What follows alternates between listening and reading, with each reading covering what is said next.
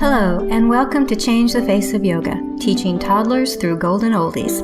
I'm very excited to be talking to lots of yoga teachers who will explain their passion for teaching yoga to students with different ages, physical fitness levels, wellness levels, and different goals. They will explain the benefits of yoga for these students and will be including teacher tips and pose modifications. I am Stephanie Cunningham of Yoga Lightness, and I've been teaching over 50s for 10 years. So this area is my passion and the passion of many other yoga teachers that you will be listening to in this series. Thank you so much for listening, and let's get started.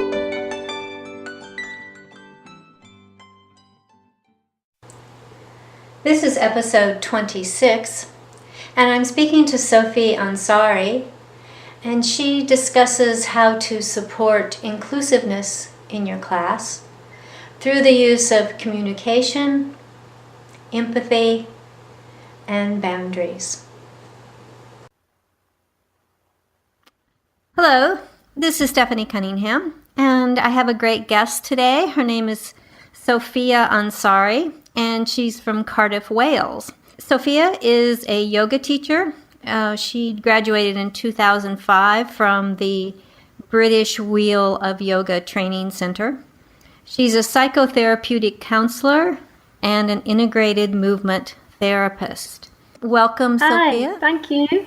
Is there anything you'd like to add to that? No, that's a perfect introduction. Thank you. Thank you. Could we just do a little bit about definitions? What exactly is a psychotherapeutic counselor? Okay, so psychotherapeutic counselor is a professional that works in mental health, in the area of mental health.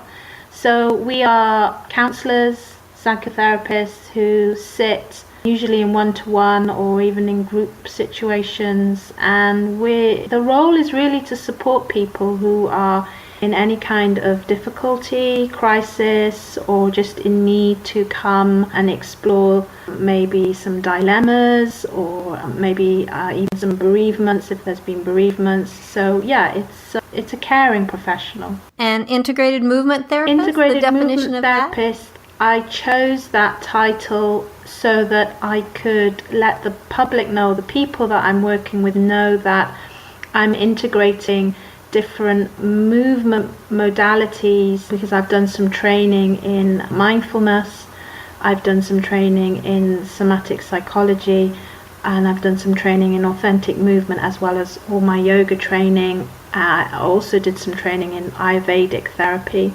So it's really to show that I'm integrating all my trainings and understandings together. Yeah, it's a rich blend of understandings and concepts and practices.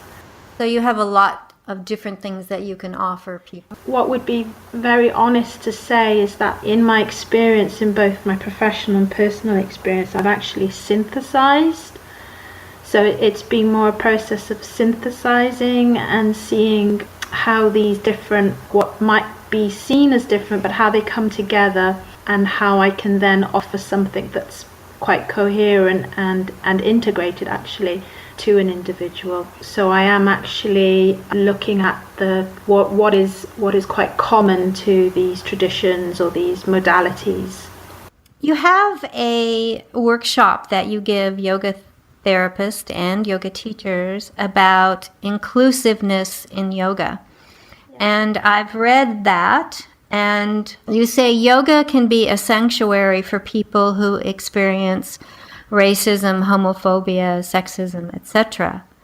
Or it can be oppressive to those same people. So can you kind of, before we start this whole thing, I'd like to give people some context of that idea. What would be the differences in a yoga class between one that was a sanctuary and one that was not? It's a really good question. So I think where I'm coming from, and also what I notice, being a yoga teacher and working with people, and also seeing what's happened. I'm not sure about what it's like in Australia, but in the UK and also in America, yoga teacher training courses have reduced in length, and also with the increasing commodification of yoga, meaning that it's become quite fashionable. What concerns me is that the training that yoga teachers have in reflexivity, being able to understand their position, their influence and their power, generally is not part of the training or the course.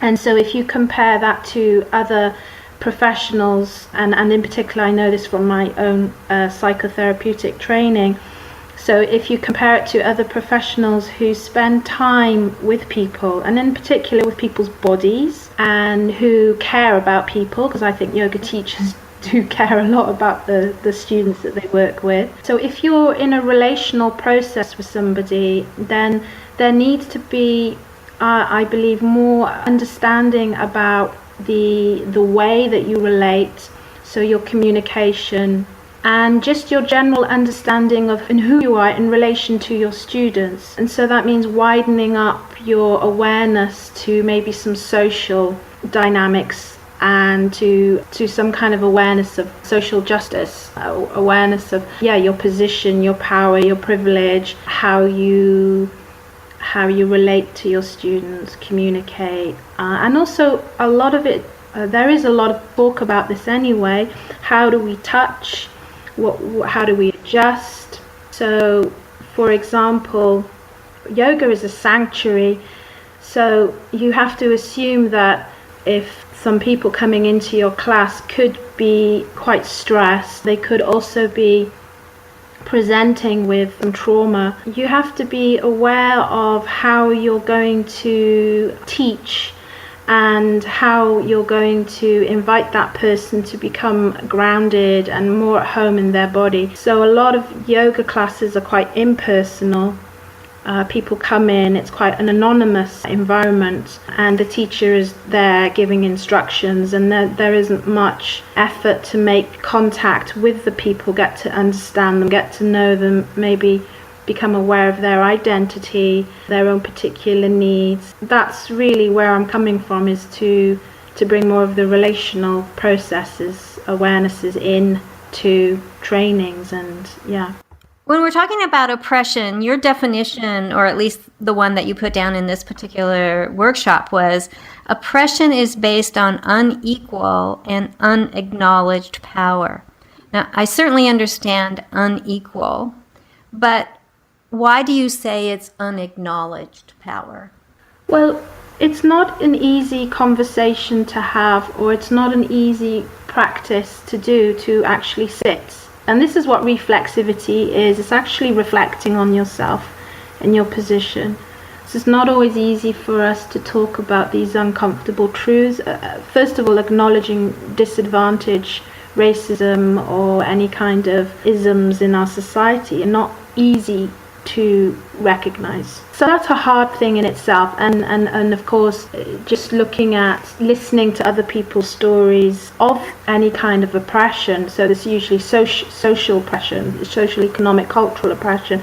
So it's really about opening yourself up to the community, opening yourself up to other people in the community and listening to their experiences, and looking at your own yoga space and saying, well, is there any diversity here? Or are we all just the same? Are we really representative of our communities, or of our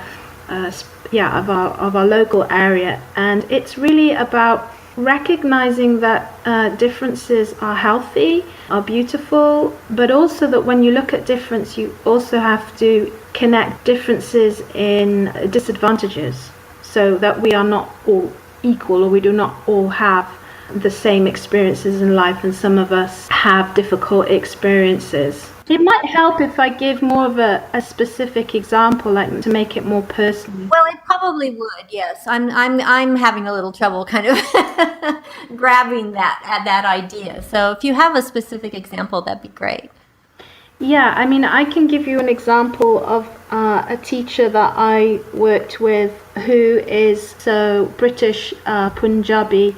Punjabi is part of India, so his parents are from the Punjab. So like most South Asian came over to the UK, settled, so he's second generations, but of Punjabi heritage, suffers from anxiety, and so we started to talk about this. So my lens, my way of empathizing or understanding this individual is that a lot of his anxiety was actually due to the fact that he was being racially bullied in his workplace. So he had a manager who he felt quite uncomfortable about, who he was very paranoid about, and whose comments he couldn't quite understand whether he was actually joking or making him confused. So a lot of his anxiety was connected to his confusion. And so what was really important then was to then use, what was incredibly important was that he was able to voice this in the sessions, or he slowly was able to realize that his anxiety was not because he was actually just a weak person, or that he was inherently at fault. So what helped was to normalize the fact that he had anxiety because he was coping with a stressful situation at work and he wasn't able to sleep. Actually, what was useful for him in the sessions was to do some yoga around grounding and around slowing down and around trying to understand what was going on for him in his body and mind, but also to connect his inner experience with the outer experiences. That the outer world, the inner and the outer, are not disconnected here. That actually was very, very fruitful, positive for him. He had a positive outcome through the sessions. You're talking about in this workshop, which sounds really fascinating. I just don't think I'll be able to get there though, to Cardiff, Wales. But you talk about what is anti-oppressive practice. Now, obviously, the example that you gave us would work very well if you have a small class or individual classes. But how do you take these anti-oppressive teaching methods, and I would love for you to explain those to me, for bigger classes? Most people, unfortunately, do have to teach in an environment where there's quite a few people. And I think all of us would love to be able to know all of our students really well, but sometimes it's not possible. So how do you take these practices and move them over to kind of a different environment? Well, I'm thinking about what you're saying and I'm reflecting on it.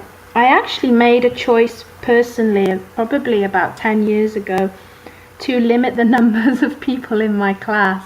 I think that what is essential to the anti-oppressive approach, they use it in social work and nursing and also in psychology and psychotherapy, is the awareness of a relationship, so being in contact with the other, so that we're not just objectifying, we're not really going in with this authority and kind of sort of telling people what to do, telling people how to move, telling people that they're going to relax, telling people that they're going to feel better. It's about challenging that kind of power, but also the projection that students will have when they'll see a teacher. Maybe they idealize the teacher, maybe they have fantasies about what the teachers are like, so they're going to project this onto the teacher. And if there's not so much time to converse or talk to the students, then there's more likely that fantasy is going to be set in place. And if your class is really just about getting on and actually giving instructions, and then you're not really going to get a chance for people to understand or to question what they're doing and how it helps them and why it might help them and how it connects to what they might need in general. I also think that yoga traditionally, from what I understand and also from what I imagine as well, in India, that when you think of the guru and the student, there would have been quite a lot of intimacy. There would have been a lot of relationship conversations, and also from my own experience of being in India, I have family in India, that I know that so when you have a guru or some respected teacher, then the families would know the teacher. That there is a relational framework to yoga. It's not, you would go and speak to the teacher, you would ask for his opinions, and you would speak a little bit about yourself, your person. Coming back to the anti-oppressive approach, it can be quite a challenge because it does make you think a lot about how you run your class, how many people might be in your class, how expensive your class might be, the environment. Are we all in lines, or could we be in a circle? So for example, I put all my students, I don't like to use the word students, but I'll just so I put the ladies that I work with, or I ask the ladies that I work with to go into a circle so we can all see each other.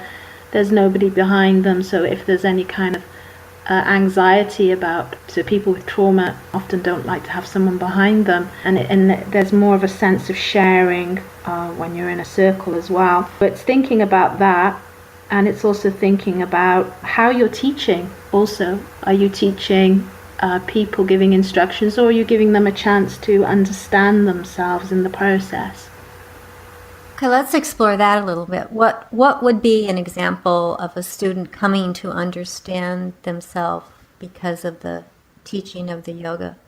I'll give an example of, it's almost of a class that I teach on a Thursday evening. The ladies that have been with me for quite a few years, some of them, are sort of feeding back to me. I always start the class with a check-in and 15 minutes of actual talking. So I teach for an hour and a half. There's a good 15 minutes at the beginning where the ladies tell me how they're doing. I actually sequence the class I'm attuning to them as they speak, and I'm basing the content of the class on how they present in that 15 minutes. So an example would be where they notice their pain in their body. So or they might be interested, or they might start to understand or explore where their tension is held in their body and why the tension might be there, and how it might connect to how they go about their everyday lives. So they're bringing more and more awareness of their body. Maybe for example, one lady particularly aware that she uses her right shoulder a lot, her right arm a lot, and she's beginning to notice the connection between her shoulders and her hips. So she's interested now in moving her hips more, her pelvis more, to support her so that she doesn't put too much strain in her upper body. So it's about sensing into the body and being, and also about supporting people to be compassionate with themselves so that they can actually sit with some of the discomfort and they can explore where it's coming from, and also they can explore avenues for release of pain, of tension. They can come back to connecting with their biorhythms or the needs of their nervous system so that they can understand when they might be overriding their body. Usually our mind is often telling us what to do rather than the body. So it's also about just having a space to listen to the sensations, the language of the body. So for me, that's all about agency. That's all about empowering somebody to listen to their body. And that's part of anti-oppressive practice. Anti-oppressive practice is about encouraging agency. Because where there's been oppression, someone's agency has been taken away. So it's usually through some kind of an external authority telling you, or maybe not listening to your needs or your emotions or feelings. So that would be an example of an oppression. And so therefore, in yoga, when you work anti-oppressively, you want to give space for people to actually be with themselves, to be with their body sensations, and to have some time to sit with what can be quite uncomfortable. They might be feeling the pain in their shoulders or the aches in their lower back, to give them a chance to be with themselves non-judgmentally, compassionately, and also to be encouraging, to give them opportunities to find pleasure in their bodies and minds, pleasure and some sense of relief as well. That would be an example. A good example, because I thought that was great. very explanatory. So you talk about these three, about anti-oppressive relational teaching methods, and you were talking about communication, empathy, and boundaries. Can you give us some examples of how that would be in an anti-oppressive teaching method? Yeah, okay.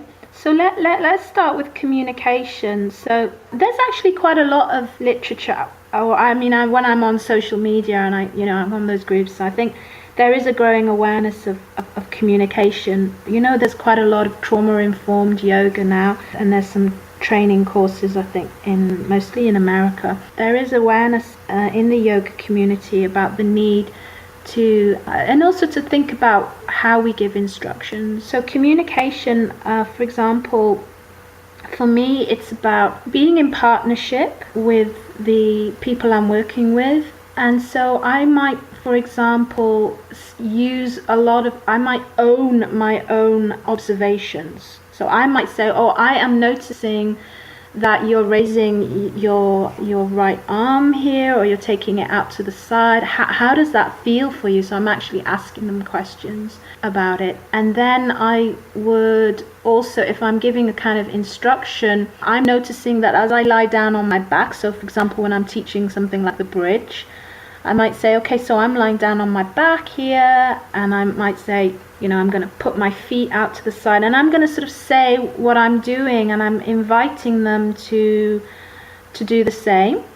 So it's using an invitational tone. When I'm with a group of women, sort of my Thursday evening class, they know me so well, I know them so well, so maybe I can be more direct and say, okay, just, you can raise your right arm and raise your right leg, and with the breath. And sometimes instructions, they're not bad. Instructions can be very supportive, and they can give people coherence.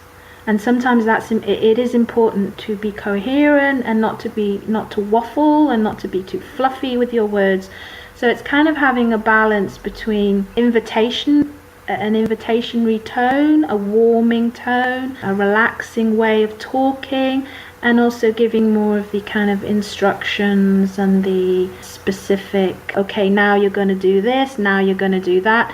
But you don't want to be too, I've been to some yoga classes, there's quite a military tone, and you need to be giving people time to think and to choose what they want to do and to where they want to be putting their feet and to explore that as well. So I often don't rush. I used to rush when early days of teaching. I used to rush through asanas and I was quite impatient.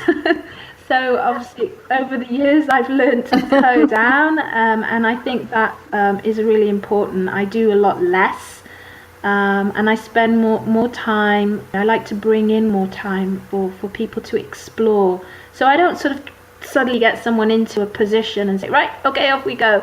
I always try to slow it down and invite people to feel and to sense. That's about communication, and I could go on about that, but I think I would open up something else. And then there was was it empathy, empathic resonance? I've talked about that in terms of sequencing. So my sequencing, what I think is very valuable, and this has been over the years, I've noticed this, is that I will actually sequence movements and asanas based on what I feel, or when I'm looking at the group and I'm seeing how they move, I'm tuning into them. I might notice that after, say, for example, after someone's done the bridge, they might suddenly want to bring their knees up into their belly, or if they've done some cat movements, they might, and this is what's so beautiful, is that their body will they'll start moving, and they won't often notice it, but they'll just start naturally moving and doing something else. And I use that as a cue. I will look at someone, and I'll look at the group, and usually,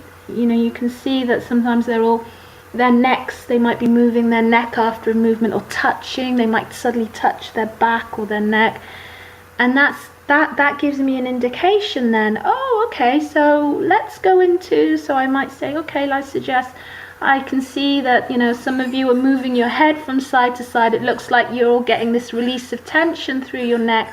how about we do this, so I'll invite and I'll suggest, how about we do this next movement? And that's kind of how I try to demonstrate that I'm in partnership with the group. So I'm listening to them, I'm noticing them, I'm interested in them, I'm thinking about where they're at, what they're experiencing. So that's what I mean by empathic resonance. I like that statement, that I'm in partnership with the group. Yeah, I'm involved. I am actually involved I'm involved. I'm not sort of separate, standing back and watching them. I'm involved. I feel what they feel. I understand what they feel. And that creates safety as well. And that actually, the feedback I get is that the women relax. Everybody just relaxes because they're not really being judged. They're not worried about doing it right or getting it right or looking good. They start to relax and realize, okay, this is really about me and my body and what I need. And what was the other one? Sorry. Boundaries. Boundaries. Right.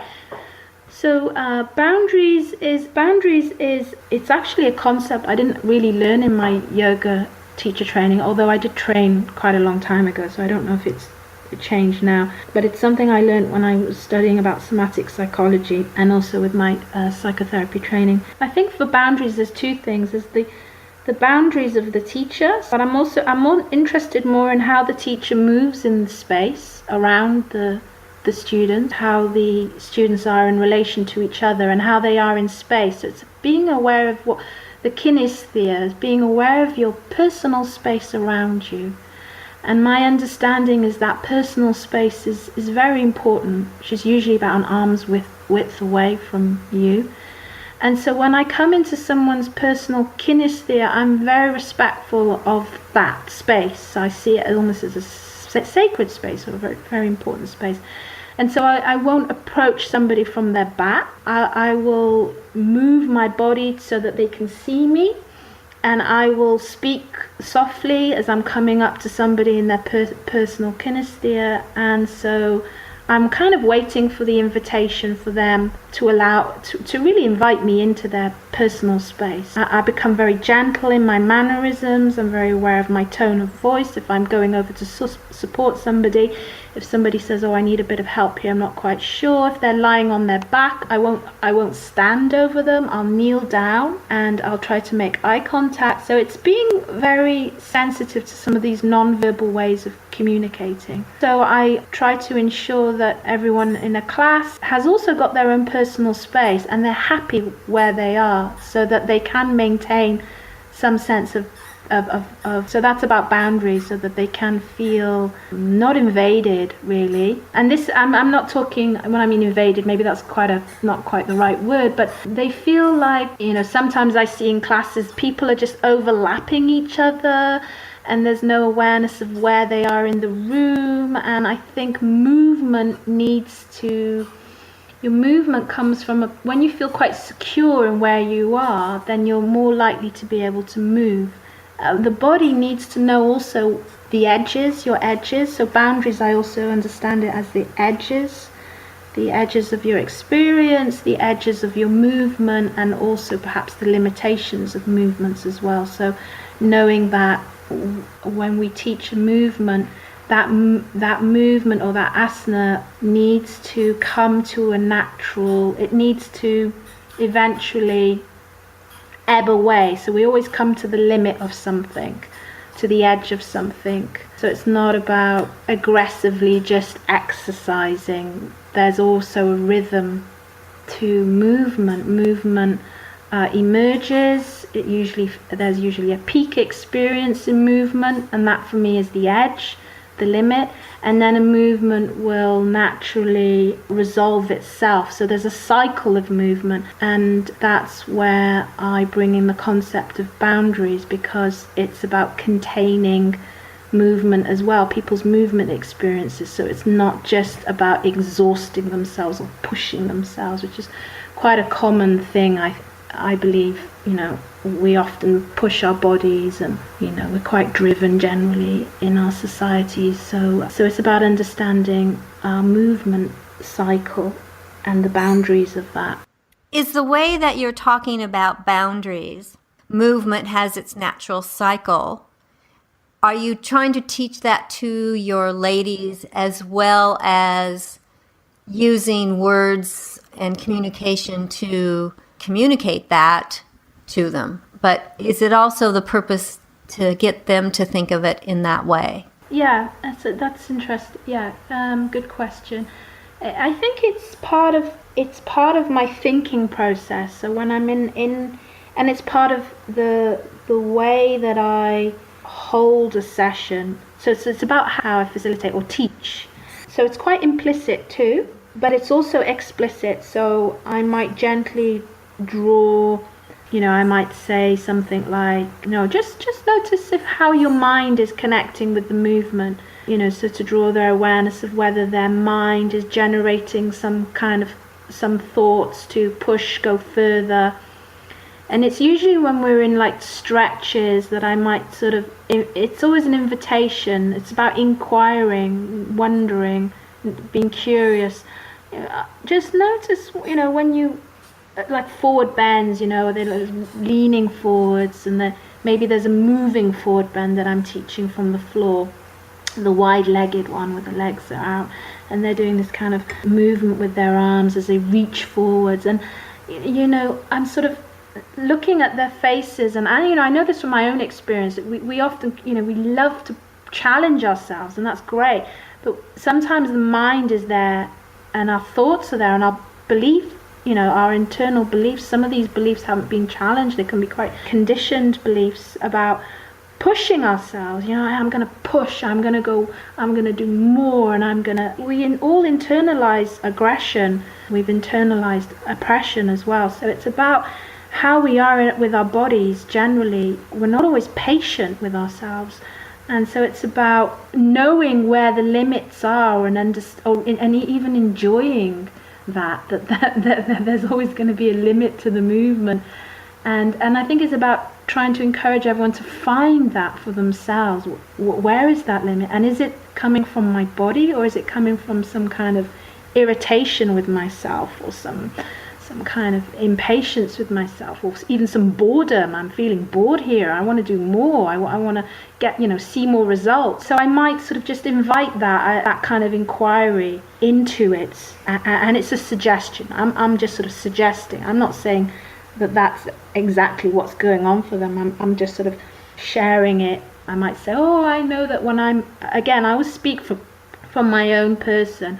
I'm sharing from my own experience. I'm saying, I know that when I'm in that position, I often, feel the need to push in certain ways. And I'll give an example for myself. And because we're in relationship with each other, and because we know each other, and because there's trust in the room, there's a lot of kindness as well. So that's why I think there's a value in the relational approach, spending time building up connections with people.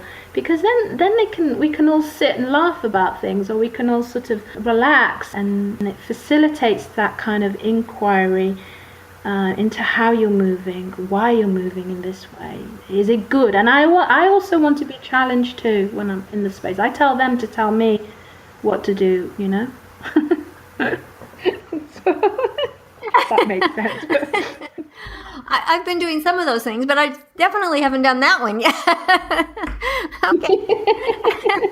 I think I will feel more comfortable at some point, and we'll do that. It's been a lovely discussion, and just really interesting. I mean, so many things that you've thought of, I think, are kind of in opposition to what's happening in yoga.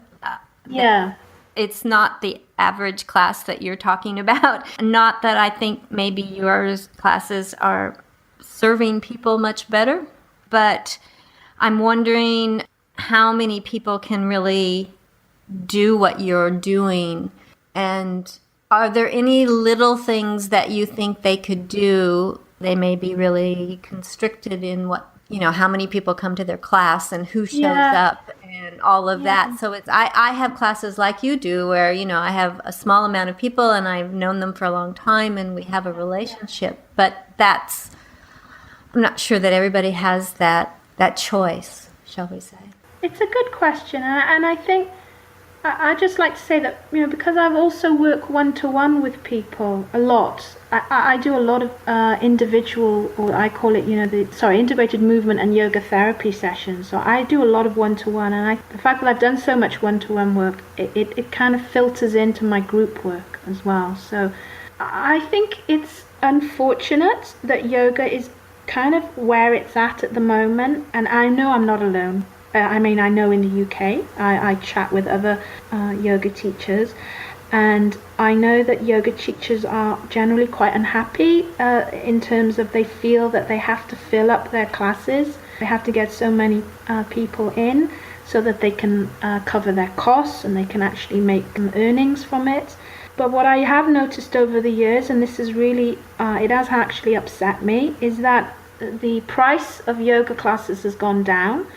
Well, it has in the UK and in Wales, where I am, and the earnings of the yoga teachers have gone down. I think it's about teaching with integrity, authenticity, and I think that I feel quite sorry for some of the yoga teachers coming out, maybe with the 200 hours training. Maybe they haven't had enough time, or maybe they haven't been given the opportunity to really teach from their authentic selves.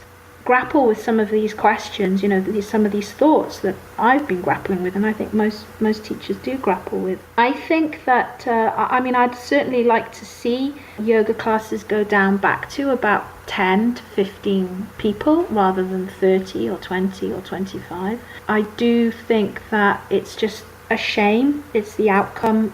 I think it's what's happened generally, that yoga has become more of an exercise-based. And there's nothing wrong with exercise. It's hard to distinguish a yoga class from another exercise class, and I don't think that gives justice to what yoga really is, because I think yoga is a lot more than the benefits that you get for your health from doing the exercises. I also believe that yoga essentially is about knowing yourself. It's about connecting your mind with your body and your spiritual well-being. So I think that in essence, yoga really, I think maybe it's just a bold step that teachers need to take in order to maybe work more relationally, more in that way. I think it's possible. I don't think it's so difficult. I think people actually, the feedback I get is that people value you when you really care about how you hold a class, and not everybody wants to be anonymous in a class. People kind of want that kind of time. That's really where I'm coming from. I'd say to have some courage and to maybe think about how you could change it. Maybe put the price up. Put the price up and bring the numbers down, and I think there's a lot of blessing in that. I mean, my prices are they're not average. They're generally higher than the norm, but people will pay for something that they value, and if you value it in yourself, then it will work. There'll be a blessing in it. So yeah, I think it is important that people think about this. I cannot talk to all kinds of yoga teacher training by any means, but I do know that I did not get this kind of, even thought process, much less anything else, in any of my teacher training. And so it may be a good thing that way. Maybe this is a more advanced way of thinking about yoga, but I'm really glad that you've brought it to our attention to think about it and to, like you say, think of maybe creative ways that a teacher could bring these ideas into their individual classes. Thank you for this interview. I think it's a good service to all yoga teachers to really think about how they teach and what kinds of relationships they want to have with the people that are in their classes. For those of you that would like to contact Sophia, she has a website, and it's www.sophia.co.uk, and Sophia is spelled Sofya, and her email is info@sophia, same spelling, @.co.uk. Thank you. Yeah, the spelling of my name is slightly different on my website. So yes, it's Sofya. If you want to find her, we want you to be able to do that because the spelling is probably not what you would think of originally. So thank you so much. Sophia, is there anything that you would like to add? Any other contact information or anything you would like people to know before we say goodbye? Well, I really appreciate having this opportunity to articulate out loud. I think I spend quite a bit of time writing, and I know that a lot of the ladies I've worked with over the years have asked me to put things into writing, and so that's something I'm actually in the process of doing is writing more. And it's lovely to be able to speak out loud and share some of my ideas with you. And again, as I was saying, just being in contact and being in relationship, I really value that. So thank you for reaching out to me. Thank you. Just lovely chatting to you. Well, it was a great interview. I really appreciate it. Thank you so much for taking your time to do this. It was lovely to talk to you. Okay, thank you, and all the best.